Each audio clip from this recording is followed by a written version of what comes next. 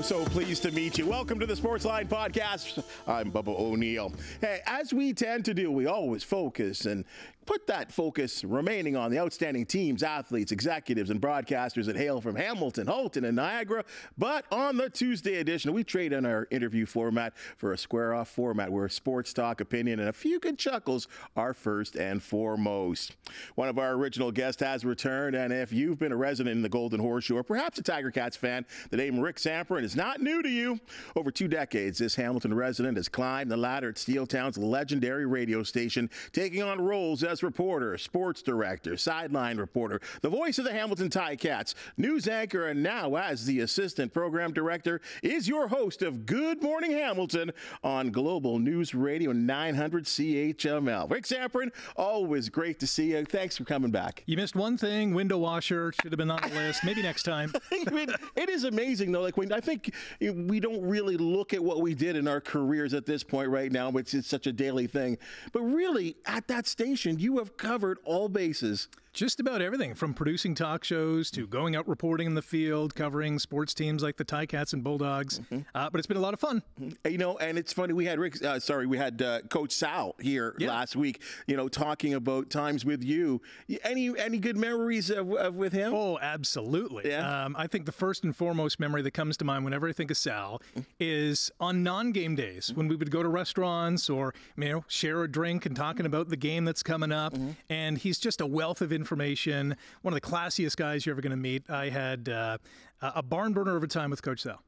He is, and it is true, and I brought this up with him, and I didn't want to embarrass him, but I remember Mike Morreale telling me that even after playing for a dozen years and going up and doing games with him and sharing opinions and talking about the game, that he still learned as a broadcaster about the game of football well after his playing years. Yeah, I mean, Sal has a great ability to teach you about the game without saying, look at this and this is how it broke. Just the way he would describe things and how, certain players were used in certain positions and certain schemes at certain points in the game. It was so interesting. And wealth of information, and happy to call him a friend. Yeah, absolutely. And that was a beautiful run that you guys had on presenting those games. And of course, now as the host of the fifth quarter, I know we've talked about this before, but I'll tell you, every single time it is must listen to radio once you get into your car after a Ticat game. It's the easiest show that I'm ever going to do in the history of my career because it's hello, Ticats fans, and away we go. And everyone's got an opinion, and it's great to hear their opinion. That's what makes the show, so vitally entrenched in the fabric of this community. And it's easy to host, but it's fun to host too. And it's been like over 50 years.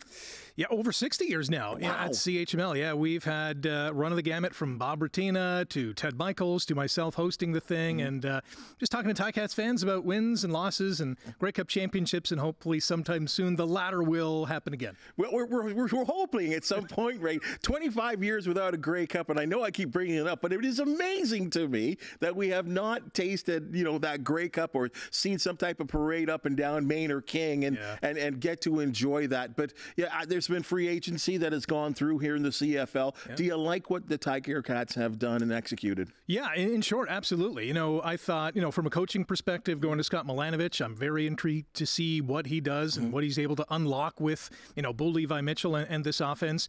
Defensively, I really like the front four and even the depth on that line. The linebackers will be interesting. We'll see how they make out. The secondary, I think, is vastly improved. And special teams is kind of the same from last year. There might be some new wrinkles here and there, but top to bottom, I like what they've done in free agency. What about the rest of the East? Obviously, I guess you would have to have the Argos as they're coming off the great year they had last year. They're still sort of, I would guess you'd have to pick them maybe as a repeating or at least the favorites in the East. I don't want to disrespect the Montreal Alouettes, but they did get hot at the right time. Yeah. Where do you think Hamilton fits in that mix? Good question, because Montreal was kind of I don't know what we're going to get out of them last year, and they showed us they were worthy of, that Grey Cup championship status. So I kind of put them as a wild card because are they going to rest on the laurels? They've already won a title. How hungry are they going to be? But in the same sense, Jason Moss is a very competitive guy. So, Montreal is going to be good. I think Ottawa is, by default, has to be better. I mean, if they're not, something's in the water in Ottawa that doesn't make any sense. So I'm saying Ottawa is going to be a little bit better. Toronto, I think, takes a step back. There's no way they're winning 16 games again. No. Chad Kelly has some off-field issues that obviously he and the league has to deal with. True. The team, I think, lost a lot of talent through free agency. So I think, 1 through 4, the Ticats are in the mix for that one spot. It's going to come down to health, as it always does. Yep. Can they beat the Argos and the Alouettes this year? And if they can, they have a shot. I know you're a big soccer fan as well, too. Forge FC, how do they continue to be contenders year in, year out? It is amazing to me. They just started training camp here at home yesterday. It's great to see, but I keep thinking, is there going to be a point right now where it falls off? I've thought about that for the last 5 years now, right? 5 years in the league, and they've won 4 championships, and each and every year you think, okay, this is going to be the year that they don't get it done. I'm not sure what they have for breakfast each and every day, or if they're buying lottery tickets. If not, they should. Not to say that this has been the luck of the draw, but for 5 consecutive seasons right out of the gate of the CPL, they've been the class of the league, and it's been amazing to see. And they've lost some guys over the years. They brought some guys back. They have had some roster consistency. And of course, Coach Bobby Smirniotis is a guy who seems to press all the right buttons in terms of bringing guys in, or come those big games, get the most out of his side. He sets that expectation, doesn't he? And they seem to listen to him. And you would think, and we've seen this in pro sports, right, where the message wears off. Yeah. Eventually, the voice, you get tired of it. But for some reason, he knows how to tap into each one of these players at different positions and get the best out of them. It's the mark of a Hall of Fame type coach who each and every game day get the most out of your 11, and then the guys you bring on as subs.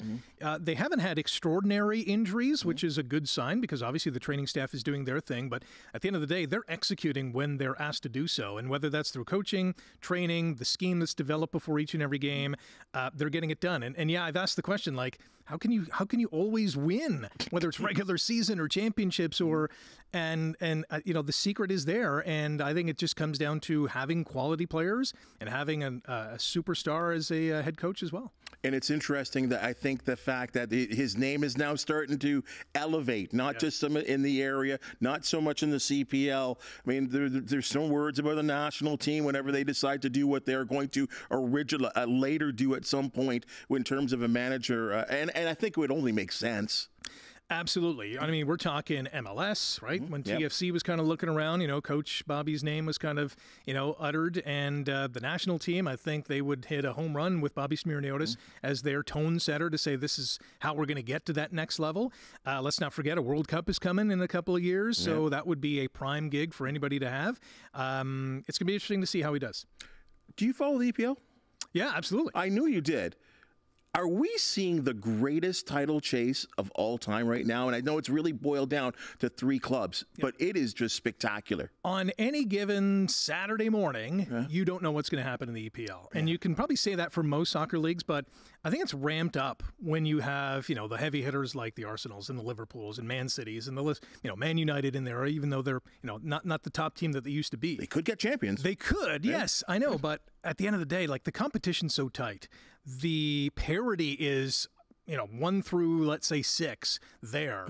There's going to be some favorites each and every kind of Saturday, but it's fun to watch. And the quality of players that they have on the pitch is absolutely amazing. It's incredible. That Liverpool and Man City game, and I'm more of a Man City guy, it was through the roof. Like, the intensity, the Anfield, the way people were responding.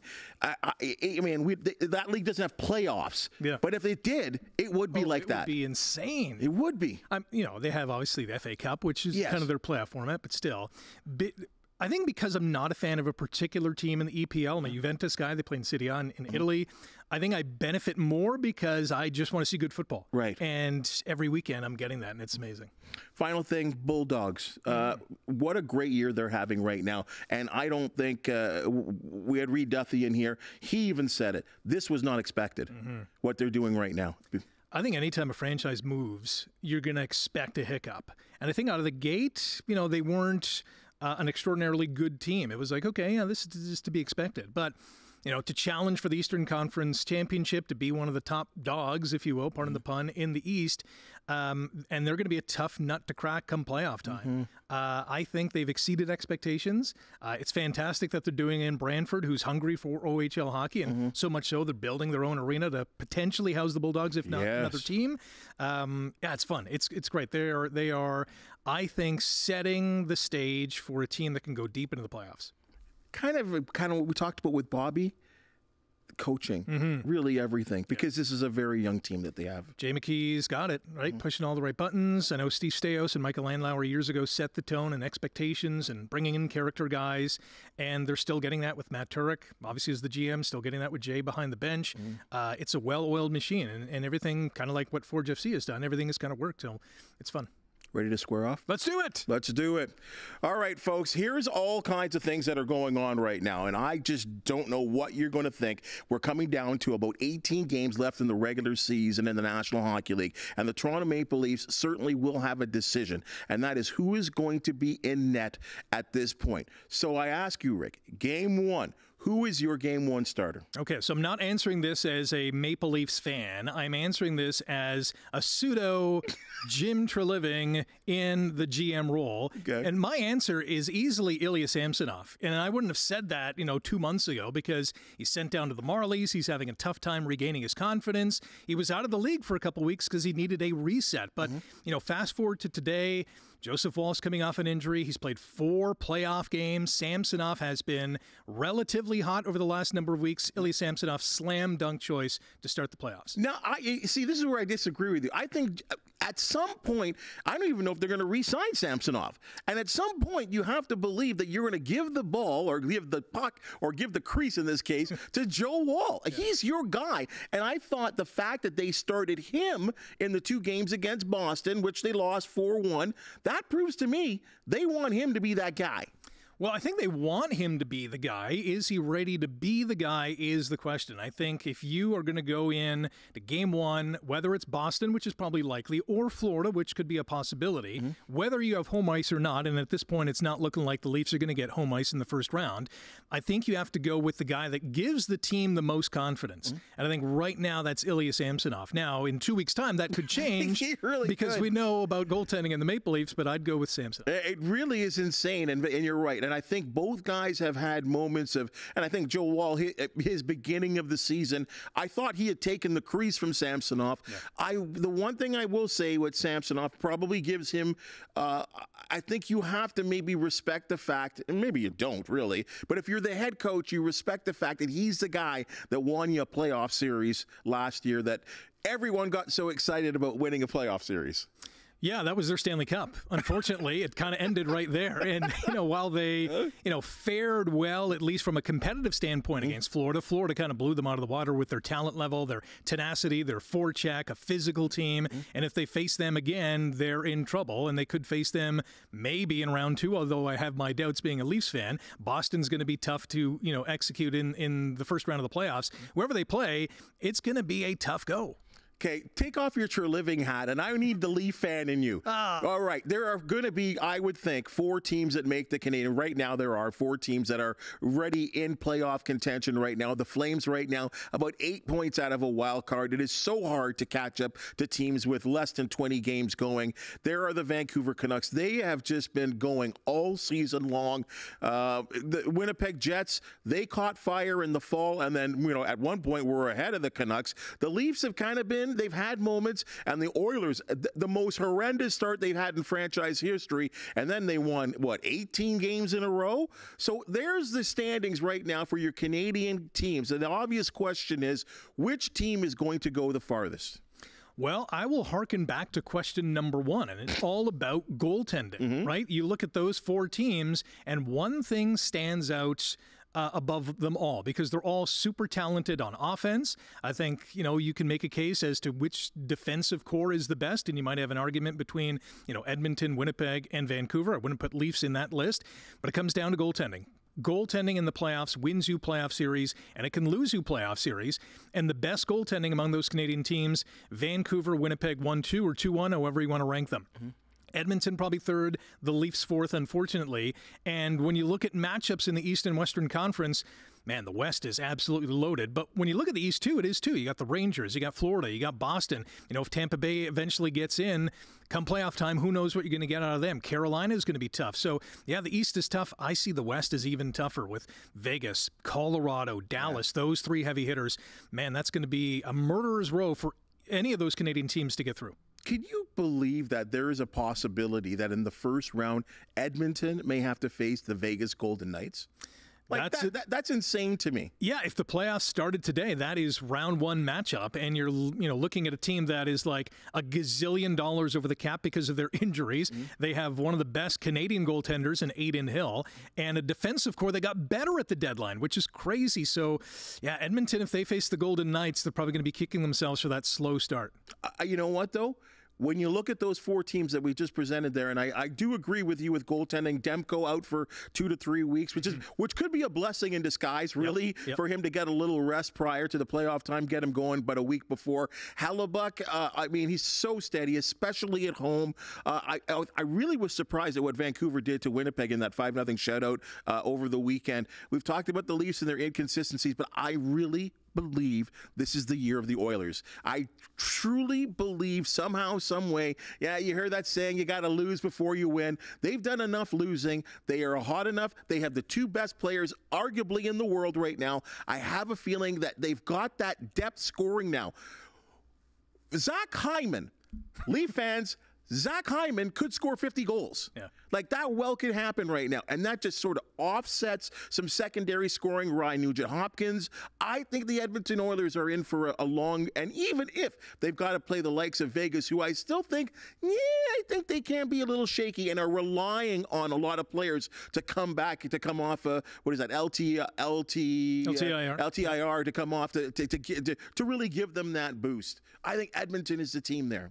The only knock against Edmonton, too, and not to say I'm not a big Stuart Skinner fan, because I think he has impressed me over his first couple of years in the NHL, is that if they don't get the goaltending, there's not much depth behind him. Calvin Pickard has been good, but are they going to be able to rely on him if Skinner goes down with an injury or has a very bad game? But at the end of the day, when you have Connor McDavid on the ice and Leon Draisaitl and Ryan Nugent-Hopkins and Darnell Nurse and Zach Hyman, who's got 40 plus goals, imagine him and Matthews on the same line. This Edmonton team can make a deep run, and it's probably, for all intents and purposes, the favorite Canadian team to go all the way because of the players that they have. Well, and you're right about Skinner. I mean, let's go back just a calendar year. It was Skinner that was a complete failure in the postseason, and Jack Campbell, the cast-off from the Maple Leafs, was the one that almost saved their soul. And at this point, I don't even know, is Jack Campbell, I'm sure he's playing in the AHL right now. It's hard to believe that he has fallen off the map the way he has in terms of confidence and getting the job done. All right, so we'll see what happens with the postseason. Blue Jays are just a couple of weeks away from game number 1 of 162, and they made a move just a couple of days ago that I don't know. I guess we're coming off the trade deadline in the National Hockey League, so we keep hearing these phrases like low-risk maneuver, and I guess this is a low-risk transaction. A 40-year-old Joey Votto. I mean, is he over the hill, Rick? Is there anything he can add to this team, or was this the biggest publicity stunt that Rogers liked to do in the time that they have owned this club?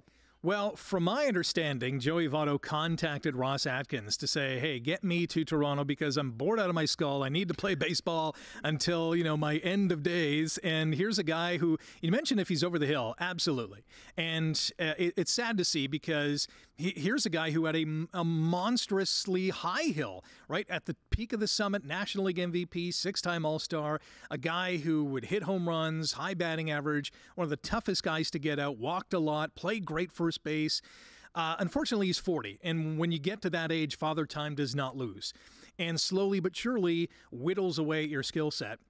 And for the Blue Jays, I think this is not a publicity stunt for one reason, because you still have a young core on this team who I think can learn a lot from a Joey Votto. Not to say that, we have a bunch of 18 and 19-year-olds on the Blue Jays, but here's a guy who has been there and done that in the National League for 17 seasons with Cincinnati, has done it all instead of, the only thing he hasn't done is won a World Series, but at the end of the day, has performed at the highest level, knows to be, how to be a professional ball player, can pass that knowledge knowledge along to some of the other guys on this team.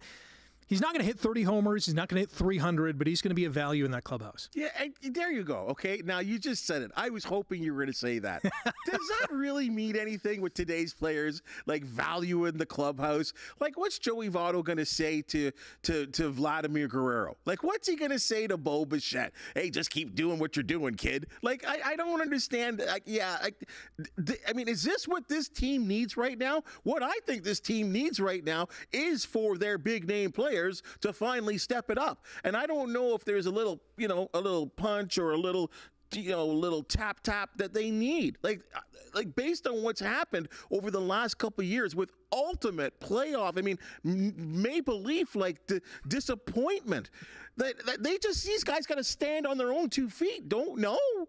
No, absolutely. And you're looking at Bo Bichette, Vladimir Guerrero, and probably stop right there, right? Mm-hmm. Because they've had some good performances from their pitching staff, which is kind of ailing as spring training is continuing.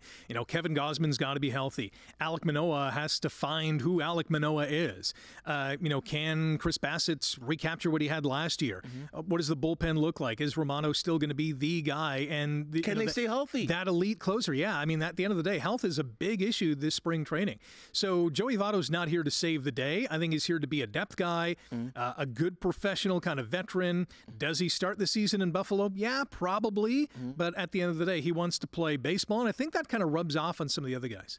Yeah, and I'm just imagining the hype when he finally does get called up, because there's going to be an injury along the way. I don't know. We, in my opinion, there's still no one on third base that, Isaiah kind of Falefa can play the position, but is he an everyday third baseman? Well, I don't think so. There will be at some point. He is called up. The hype train will be rolling. I just don't know. I mean, had this move been made 5 years ago, I would be talking completely different. It's unfortunate that he's a guy that's borderline Hall of Fame numbers on a real bad team for many, many years. Really never got a lot of taste into the postseason to prove himself because it just wasn't good enough around him. And yeah, it's great that the guy from Etobicoke is playing down the road, but I mean, at this point, I'll tell you, in my fandom of the Blue Jays, the passport just doesn't matter to me. This team's just got to get it done. Yeah, at the end of the day, again, he's 40. 2012 was the last time he signed his mega contract. I know he's made all sorts of money. Even if he hits, let's say, 240 with 15 homers and 35 RBIs. Well, that's an elevation from last year. Yeah, absolutely. But again, he didn't play a lot of baseball last year. But if he can get kind of those numbers, and you're seeing his stats now, if he can get even close to that, I think it's a win for the Jays. Again, he's not here to save the day. He's not here to be the cleanup guy or even bat number third in the order. But maybe every fourth day kind of gets slotted in if they have an injury concern, and, he can carry his own weight. We talk about free agent frenzy in hockey. The free agent frenzy right now is going wild in the National Football League. Yes. I mean, players that you thought would stay for years in other places, in particular teams, like they are now moving around. You've got a guy like Saquon Barkley. You just went from the Giants to the Eagles. I mean, Tiki Barber's losing his brain. There's Twitter wars going on. It is unbelievable. And again, the money has been pretty good. I know the Dolphins have lost a couple. The Bills have lost some talent as well, too, and re-signed some players as well. But biggest move to this point, because there still could be many to come in the National Football League in terms of free agency for you. Biggest move, barring today's move with Derrick Henry now in Baltimore on a 2-year, $16 million deal, which below market value, but again, he's 30. But again, he carried the ball 250 times last year. That's a great move. But the biggest one for me, and it's the straw that stirs the drink, it's got to be at the quarterback position. So Kirk Cousins goes from Minnesota, in which he suffered, that debilitating Achilles injury, and is now an Atlanta Falcon. A franchise, ever since Matt Ryan left, desperate for a franchise quarterback. And while Kirk Cousins might not be the elite of the elite, he's no Patrick Mahomes, he's no Jalen Hurts, he's not going to be in the MVP, conversation, but offers not only stability, but I think with the weapons around him, Bijan Robinson, Kyle Pitts at the tight end position, he offers a little bit of explosiveness, but most importantly, confidence in the offense. Here's a guy who has run it in Washington. He's done it in Minnesota. He's going to do it in Atlanta. He's not 40, he's 36. But at the end of the day, they have some weapons around him where he can be successful. I think from an impact position, he's going to have the biggest impact in the National Football League in terms of the free agents that have joined new teams. You're right on point here, I think, right now. The Kirk Cousins things, I know there's a lot of people out there that like to laugh at him, like to call him out. Yeah. Hey, let's be truthful here. When he got injured with that Achilles last year, he was the best quarterback in the league statistically, right? And getting the job done for a Minnesota team that I think were playing well above their head. And from the time he got injured, that team just went, blah, blah, blah. That team had no chance. He is the perfect signing for the Atlanta Falcons right now. As you said, they do have targets, and that's what he needs. Is he a guy that's going to run around, like you said, a Patrick Mahomes? No, he's not that guy. He's not a Josh Allen or whatever, but he's going to drop back and sling that rock. And that is the difference between that team. The Falcons have been hurting, exactly like you said, for quarterbacks, even up to last year. Like, it just did not happen. They had a couple of young guys there. Yeah, not good. Here's a guy that's proven, ready. What I say about Kirk Cousins, always has a chip on his shoulder. Always has that chip on his shoulder, and I think that is a massive, massive move. And I will go back to what you said about the Baltimore Ravens. Like, come on, come on. You know rich what? Get richer. Oh, the rich just got richer. I mean, a power running team that just added maybe one of the greatest power backs of the modern day, we'll say, at this point right now, who I still think has something to prove, and I think he's still got something left in the tank. Yeah, you talk about guys with chips on their shoulder. Derrick Henry has a big one, maybe a king-size chip on that shoulder, and he's ready to rock and roll with Baltimore, who has Lamar Jackson. Now you're going to have Derrick Henry in the backfield. They got some good weapons at the receiver position. They've always had a good offensive line, and they've always had a good defense. So they're going to run it back in 2024. Yeah, and you know what? You add him, and as we talk about Atlanta, like, their playbook is going to have to change slightly to suit the likes of a Kirk Cousins. Henry just pops right into that offense. It is a power running team with a quarterback that has displayed the ability to now be an improved passer and run the football, and if not scrambled. That is a scary, scary team right now. I say that as a Bills fan because I know right now at some point the Bills, yourself, a Dolphins fan, going through to the AFC, and we cannot take it away from the Kansas City Chiefs, but remember, it was the Ravens at home that lost to the Chiefs. I'm sure that's in their brains right now. I would put them as the favorites right now in the AFC to get to the Super Bowl. I don't think you're wrong there. I mean, they have Harbaugh head coach, and he's been there for a while. He's got his system. You have the reigning MVP, although there was some debate as to whether Lamar should have been the guy, but he's explosive. Derrick Henry still, I think, has a lot in the tank. Let's not forget, his first 2 years, he didn't really play a lot because he was, trying to get a hold of the league and what his position kind of entailed. He still has a lot left to give, and I think he's got something to prove. So the AFC might not have gotten better because he shifted from one AFC team to another, but I think the top of the AFC certainly got a lot better. Here's an interesting discussion that I think we could be going at for maybe another decade or maybe for the rest of our lives, really. LeBron James recently surpassed 40,000 points as a player. That's the most of all time. No one may never get there. Who knows? I mean, it's so hard to get to that number. And he's still playing and probably looks like he's going to play again, so he will be adding to that number on a decent team where he's the primary scorer. That's way above everyone else. The all-time greatest NBA player discussion will continue because Michael Jordan, LeBron James, it's almost a generational discussion. Here are some of the numbers. I mean, and just there's so many metrics. These are just kind of some basic numbers to for fans to argue about. But as it stands now, Rick, I don't know where you stand in terms of, we're not too far apart in age too, and sometimes this is, as I said, a generational discussion. Who is the NBA GOAT? Well, I'd love to keep this graphic up because I'm going to point to a number, and it's the fourth one down on the right-hand column, and that's Michael Jordan. 6 for 6 NBA Finals. Every time he went to the NBA Finals, he won. In fact, All 6 of those NBA finals never got to a Game 7 because he was so good, so dominant, and yeah, he had amazing players around him. And LeBron, you can make the case winning 4 NBA championships without the talent level that MJ had. Basketball's a team sport. Both guys have reached the pinnacle in terms of championship rings, scoring titles, being, amazing defensive players. Another stat, too, and it's not on the board, is, steals. MJ led the league in steals a bunch of years. LeBron's never done that.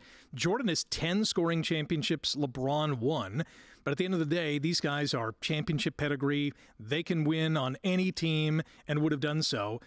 Who is the GOAT? For me, it's the guy on the right. Michael Jordan did everything well, and played in an era, Bubba, that was much more physical than it is today. Detroit Pistons would mug the heck out of you, and Jordan would still win. That's a great point. And people that did not see basketball played at both levels and both generations would not understand that. Because right now, everything's a foul. You touch, and LeBron has mastered that too. I mean, and I think he intimidates referees too. I think both probably did, but it was harder. Michael Jordan had to earn that.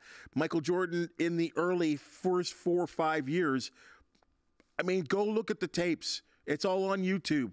The abuse that he took as a player, as playing a kind of high-flying, different style, not a grinding style of basketball compared to so many other players of his era and of his ilk, and he eventually blew by them, and he got that thick skin.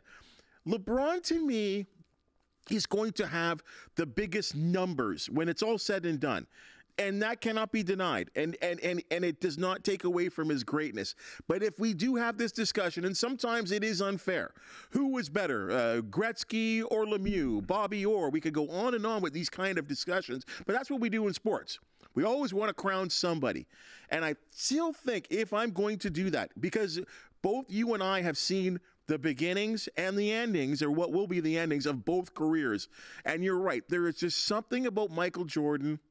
I'm not even going to talk about the cultural difference that he added to the game and getting the NBA on the map that Michael Jordan did because of the bald head, the smile, the shoes, all of that. But man, you're right. Even that all NBA defensive players, that I still think Michael Jordan was more well-rounded. Mm-hmm. And it's so hard to say because, LeBron beats him, per game in terms of rebounding and assists, right? But I just think Michael just was a winner. Here's the other thing, too. Basketball now is played so much differently than it was back in the 80s and early 90s when MJ was dominating, because the three-point shot is so evident in today's game. And back in the day, there were some good three-point shooters, but not every team had 2 or 3 guys on the court at any given time that could nail a three-pointer. It was more of a specialty back then. It was Larry Bird. It was, MJ could hit the three when he wanted to. But, from the elite, there was a huge drop-off. Nowadays, there's so many guys at that upper level. And if MJ played in today's, this is how I think of it. If MJ played in today's world of the three-pointer, he was a great three-point shooter. And it would open up so much room for him down low that it was not as punishing now than it was back then. He would be that much more special today, I think, compared to yesteryear. And he was special in yesteryear. We look at a Shai Gilgeous-Alexander right now, who well could be the NBA MVP, and he's averaging 31 points per game. And Michael, for his career, averages close to 31 points for his career. But in his playoffs, it goes up to like 38. Yeah. Like, it is crazy what he did. And as you talk about it, I kind of hearken this to Joe Montana and Tom Brady. And Tom Brady, I think in the end, I can call him the GOAT. I can officially call him the GOAT in terms of quarterbacks over Joe Montana, because Joe Montana went to 4 Super Bowls and won all 4, very much like Michael Jordan did. And I still, but I think that I kept saying, you know what, Tom's got to get to about 7. For me, check mark. Well, it ended up being 7 out of 10, I think, right? Yeah. He had 3 losses, and there was a time where he was 6-3, and I'm like, okay, would I rather be 6-3 or would I rather be 4-4 and the MVP of 3 or 4 of those games? And I said, you know what, and to add that, I have to look at it one more time. I think in those 4 Super Bowls, Joe Montana never threw an interception. Mm-hmm. Like that's great. That is greatness on the greatest day in a sport where there's not a 3 of 5 or a 4 of 7. The one game you got to show up, and Montana did that. But yes, I will surrender it to Tom Brady. But yeah, this is discussion will and I know some people don't really like it because it is so tough and it is generational. And we talk about the differences of the games, but as I said, in sports we kind of do that. We always want to crown somebody, and for me, it will be Michael Jordan for this point. Formula One. We talk about championships right now, and you want to give the championship to Max Verstappen already? Red Bull driver. We might as well, right? I mean, he's already 2 for 2 out of the gate. Highest win percentage in one single season. I mean, now there are more races right now than there ever have been, and that is Max Verstappen's role right now, and he has been dominant right now. Here's the point, though, and I've been watching Formula One for a long, long time, and I know you fall in that category right now as well, too. There is a discussion that's going to happen if he wins next week, I guess it'll be in 2 weeks. Has F1 become boring? We've had this conversation before, right? It was the Michael Schumacher Ferrari years. It was Ayrton Senna way back when. It was Alain Prost. It was, Nelson Piquet, Lewis Hamilton. Yes and no. And I say yes and no because each and every Sunday when it's race day, we know who's going to win or who has the greatest probability of doing that. And hands down, it's Max Verstappen. He's the best driver in the best car on the best team and has the best crew, right? You're 4 out of 4. 4 stars, you're not going to lose unless something goes wrong. And in F1, sometimes that can happen. It's pretty rare with Max and his team, but we've seen it before.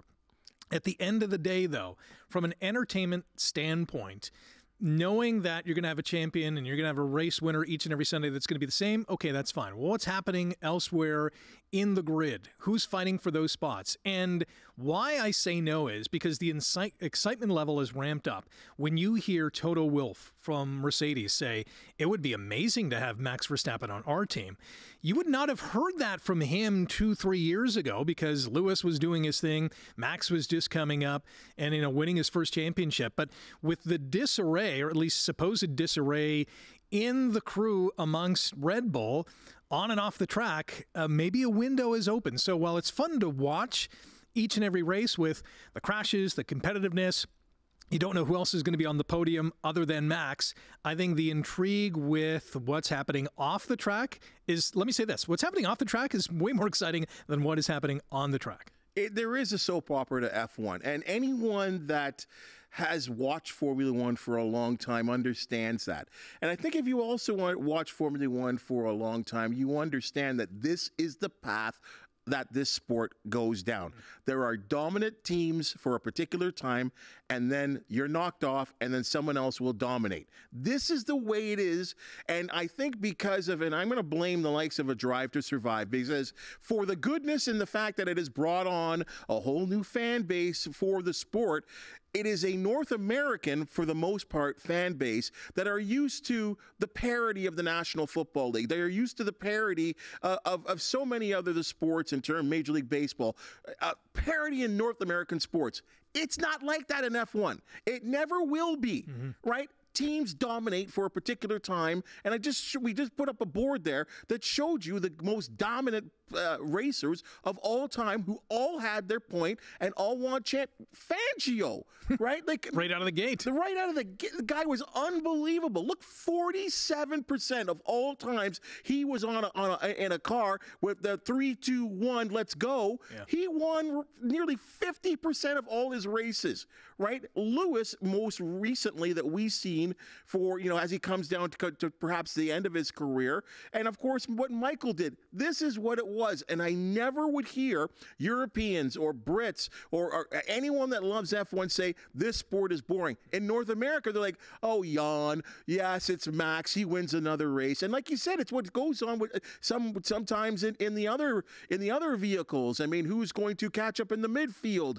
This is part of the sport. I will enjoy it. Now, one thing I will say, I do enjoy some aspects of the former part of Formula One and the way the cars were.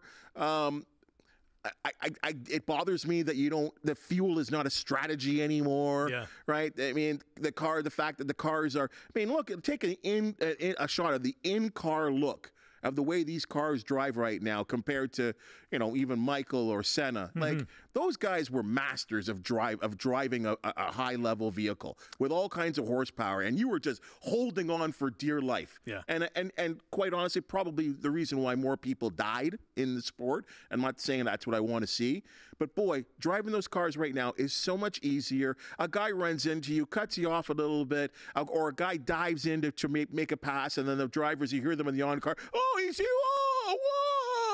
Come on. Come on, toughen up. As Senna said, if you see a gap and you don't go for it, you're not a race car driver.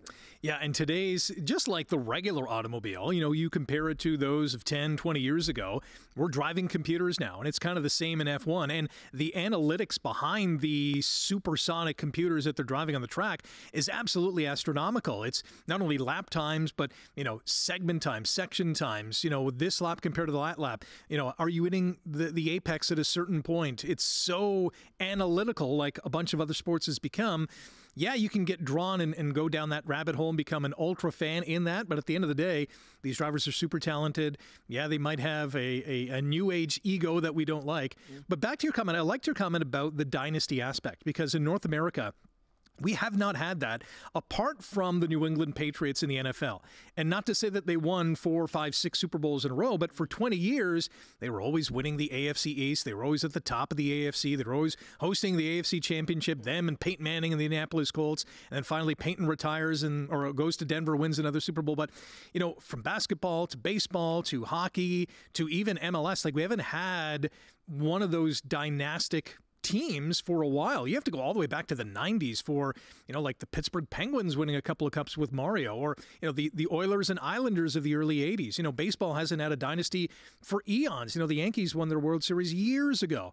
When it comes to Formula One, yeah, we're much used to that, but it comes in segments and it comes in teams and different drivers, and that's what makes it fun.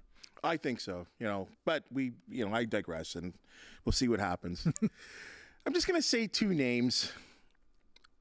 Mike Tyson, Paul. What have we gotten to in sports right now? We're going to see a YouTube fighter versus a man that was a former heavyweight championship boxer, of maybe the greatest of his era, maybe the greatest single puncher we've ever seen, along with the likes of, we'd have to put him in with George Foreman, maybe. Does this have any interest, in for you? I don't know. It's all presented on Netflix. Yeah, I'm interested on a number of fronts. Number one, this is going to be the first ever live sporting event on Netflix, and anything live on a streamer is kind of intriguing from a viewer standpoint. What's it going to look like? How's this going to be presented? What new are we going to see when it comes to graphics or stats or how the ring's set up? At the end of the day, it's still boxing. But you have a soon-to-be 58-year-old in Mike Tyson, whose best days were 30 years ago, or maybe even longer than that, 35 years ago, against a guy who is still, I know he's considered, a guy who has taken on some, better competition over the last little while, but still not facing the best boxers that are out there. A glorified influencer who's now thinking, no, I can get into the ring. And, I've heard that these two guys are going to wear headgear. And I've heard that they're going to have 18-ounce gloves, which are basically oversized mittens. Huge. And yeah, so I don't think a lot of damage is going to be done. And that's probably for Jake Paul's case. Because if they were not wearing headgear and the ounce was way down in terms of the glove size, Mike Tyson can still pack a punch. And I don't think Netflix or either of these two guys, especially Paul, want to get hurt or want to get embarrassed. So I'm intrigued from a boxing fan standpoint, but I really don't care who wins, although I am going for Tyson just to beat the younger guy. You know, it's a sad state of affairs where we are, Bubba. It is. But you know what? I think we were talking about it on the 6 o'clock news, and I called it junk, right? And I don't know where to go with this sometimes. I think about it, but people are talking about it. Like, people are talking about this. This is a sports discussion. When they get closer to the fight, there will be all kinds of hype. And you know what? I will somehow give in, and I will slap down my $59.99, and I will watch this train wreck. I will. I'm a sucker, right? And because we've always said it, there is nothing like compared to any sport in the world. When two large men step in the ring, there is a curiosity, there is an excitement, there is a feeling amongst the crowd and people watching on TV that no other sport can duplicate. Mm-hmm. And I'm sure that we'll all feel that way. But with that said, I'm going to tell you this. I think Jake Paul's a favorite. I think he's the favorite because, you know what? It's easy for Mike Tyson to show these little, the Instagram stories, they go like 15 seconds or so. It's easy for him to sit there and go, like, it's so easy for him to do. But let's see if he can do that for 2 or 3 rounds at this age. Mm-hmm. We've already seen at the end of Mike Tyson's career, his stamina nowhere near what it used to be. And again, can I say this again? 58 years old. That was great what he did when he came back a couple of times. That was great what George Foreman did when he was 40, mm-hmm. and even a little after 40. 58 years old. Like, come on. This is where boxing is. Sadly, it's fallen because now you have a soon-to-be 60-year-old, basically, let's call it, in Mike Tyson, who, and you're right, one of the greatest pure punchers and packed a punch in his heyday. I mean, he was knocking guys out in seconds from the opening bell. But at the end of the day, that stamina is huge in boxing, and Jake Paul is the favorite. In fact, Vegas odds makers have him as the favorite going into this match, and probably because of the headgear angle, because if he's not wearing headgear, Tyson, can still punch. But if he's going 2 or 3 rounds, that stamina is huge, especially in boxing when you're taking body blows, when you're dancing around, the squared circle. It takes a lot out of you. It does. 58, even though he's a professional athlete and was one of the greatest of all time, it's going to be tough for Mike to stick around that long. Especially if Mike has to take a couple in the kidneys or in the chest where you really start to slow down and you're like, ooh, and yeah, I'm sure he will present himself. He'll be the body beautiful. He will look really, really good. Again, for 58 years old, not even 58, he'll look good. Mm-hmm. He will look good. He'll come in there trim. Legs will look nice and tight. Both of them will, obviously. And I don't think that will be as much of a scam. But I find it hard to believe that at this age, if this fight goes anything beyond 3 rounds, that Tyson can last that kind of way after taking some blows that probably won't be as hard-hitting. And again, the punch percentage, I think, is going to be in favor of Paul as well, too, because Tyson's going to want to load up. And any boxer will tell you, or anyone that knows the sport very well, when you load up and you miss, that can take a lot of energy out of you. But anyway, the 60,000 people will be in Arlington. Millions will be watching on television, as I said, including you and I, and I guess that's just the way. Yeah. Folks, that was a lot of fun. That was a lot of fun for you, Ricky. Thank you so much for joining us and talking some crazy sports Anytime. stuff. And as we always say, guys, that's your sports line for the day. And as you've just seen and heard, we do love talking sports, no matter what the situation is. And if you do know of an athlete, team, or an event to promote, the Sportsline Podcast do want to hear from you. Hit that thumbs up, like, and subscribe button. And if you do have something to say, we want to hear you, folks. Please comment. For the wonderful people that make the Sportsline Podcast possible, thank you so very much, and we'll see you tomorrow.